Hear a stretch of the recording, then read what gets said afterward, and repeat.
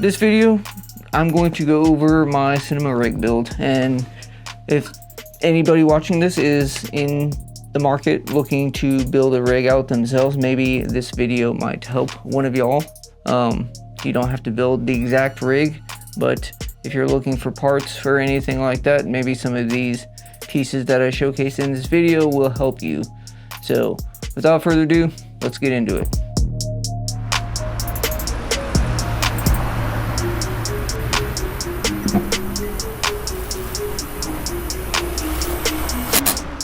Prior to shooting on the camera I'm using now, which is the Sony A7rii II, I was using the Canon R6 Mark II.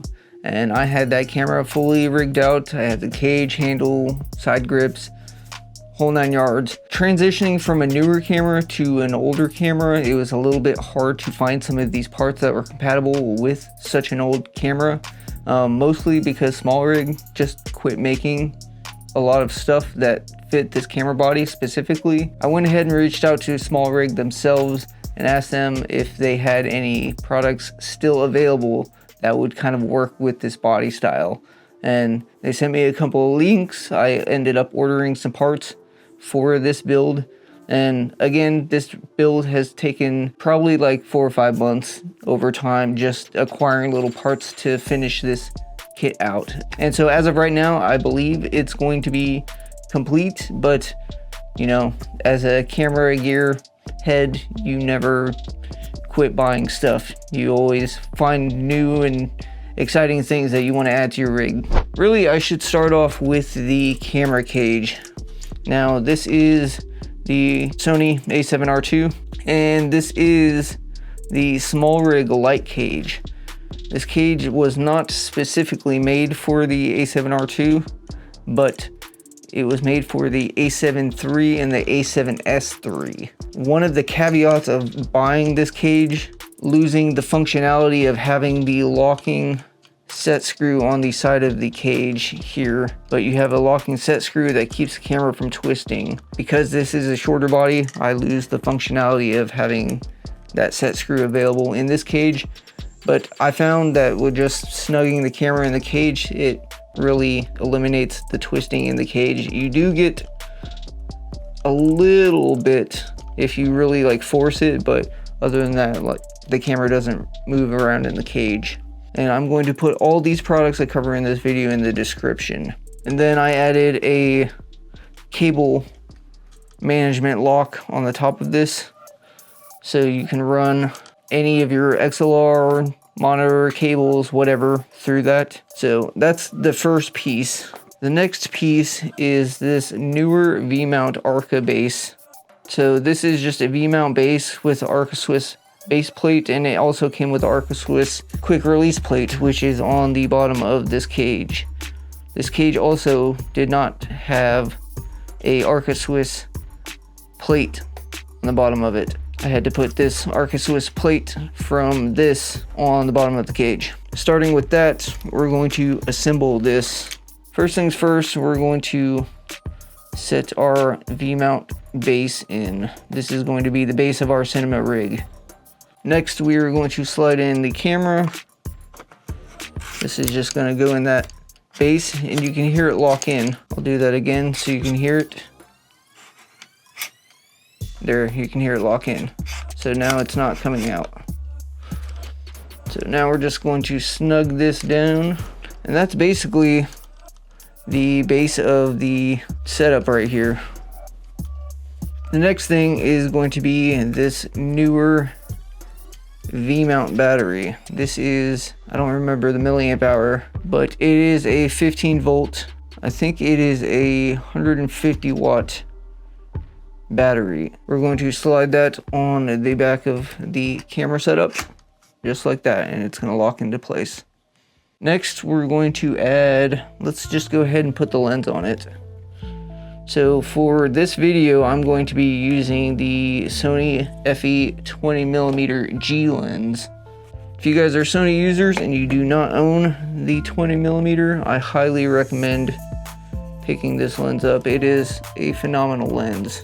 So there is our lens, the camera in the cage, and our V-mount battery. This we're gonna do two items in one. This is the Smallrig Top Handle right here. And I also have an RE locking pin, or RE locating pin mount on the end of this handle. So you have RE locking pins up top, and then I also have another little, if you can see that there, I have another little cable management clip where you can run cables. So here's our handle. We're going to put that up top, and we're just going to bolt that down. Again, links to all these items that I cover in this video are going to be in the description. So if you want to pick up any one of these specific items, you are more than welcome to do so. So we got our V-mount lens, camera cage, and our top handle here. So I'm gonna spin this around so you guys can see what it looks like.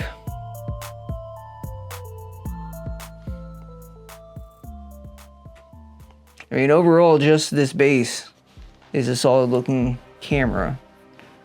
Let's go ahead and add these side grips. And you don't need to buy two of these. You can if you want to, but I picked up two of these little screw-in side handles. They have Colt-U and quarter 20s up top, and each one have a Allen wrench in the base. I picked up two just to have extra hands on the camera. So we're going to thread these in. So there's one handle, you can see that there. So you got a top handle and your side handle. And apart from the V-mount and Arca Swiss base, everything else is going to be Smallrig related. So next we're going to put on our second handle here. Same thing, these are just screw in. Again, finding a cage that fit this older camera was kind of difficult. I was kind of limited by the accessories I could buy to fit this cage specifically. So there we are. We have two of the handles on each of the cage. So now you have options on how you want to operate this thing. So already it's looking to be a good looking setup here. Let's do the monitor next. This is going to be the Feelworld F6 Pro. This is a 6-inch monitor. It has a Sony NPF back for power, and then you get a dummy slot for powering this if you want to slot in an external battery or a wireless transmitter. So we're going to put our monitor up here on the top, just like that. So there is the monitor. Again, you can add things like shotgun mics, wireless mics, anything of the sort. Just for this video purpose, I'm just going to be focusing on the main rig itself. You can pick up a dummy battery for your camera to power through the V-mount. I've heard several people have horror stories with dummy batteries in their cameras using V-mounts. I kind of opted against that. You still have the option to put a battery in here and power your camera through the charging port. You can do it that way. That's the way I went. If I'm running the camera, it's going to run off the internal battery, and then once that's depleted, it'll transfer over to the V-mount battery. This is an NPF dummy battery to D-tap cable right there. We're gonna plug this on the back of the monitor just like that. So now we have the dummy battery from the monitor running over to the side of the V-mount battery here. And then we're going to plug our V-mount D-tap into the battery just like so. So it's not connected to anything, but you can see we have power. Run that cable through that little clip just like that to hold it in place. Next, we'll take our HDMI. This is just a little 1-foot HDMI to micro HDMI because that's what this specific camera requires. We'll plug in our HDMI. So HDMI in. Same thing, we're going to run this through the front of this by the monitor. And we're gonna plug this into the side of the camera first. This is gonna go into the little HDMI port. So we have our monitor plugged in. We're just gonna take this cable that we just had, and we're gonna undo this latch right there. This little latch. This is going to house both of these cables under one little clip to keep our cables nice and tidy. And that's just gonna lock into place just like that. Hopefully y'all can see that there. So now this is what the back kind of looks like. You can see the clip here. Already this is basically the completed rig. We have one last cable that we're gonna run, and that's gonna be our USB-A to our micro USB. And this is what's going to supply our power to the camera once that main internal battery is depleted. So it's gonna go from the V-mount right here to the side of the camera here, right above the HDMI. It's kind of hard to see in the dark, so I'm gonna get my little flashlight here.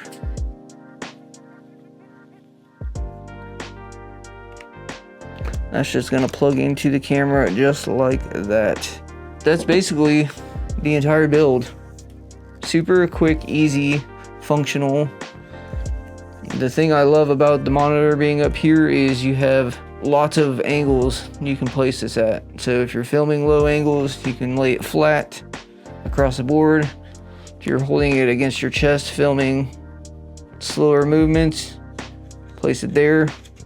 You don't even really have to lock it in, it kind of holds itself. We have a fully mobile run and gun rig.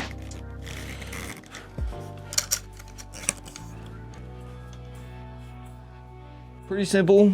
It wasn't super expensive. Again, if you have some of these parts ahead of time, it definitely helps the process. Pretty fairly simple build. I did have issues finding some parts, so that is again why I reached out to Smallrig to get them to help me locate parts for this build, which I appreciate them.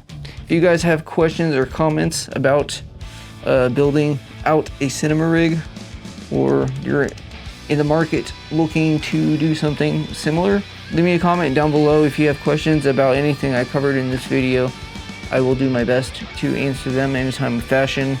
But yeah, I hope you guys found this entertaining, got some useful information out of it. That is the Sony A7rii II cinema rig build. If you guys are not subscribed, I highly encourage you to go down below, hit that subscribe button, turn on the bell for post notifications. You'll be notified anytime I upload content like this or anything else on this channel. Having that bell turned on is the best way to be notified when I upload content. So with that being said, I want to thank you guys for watching. We'll see you next time.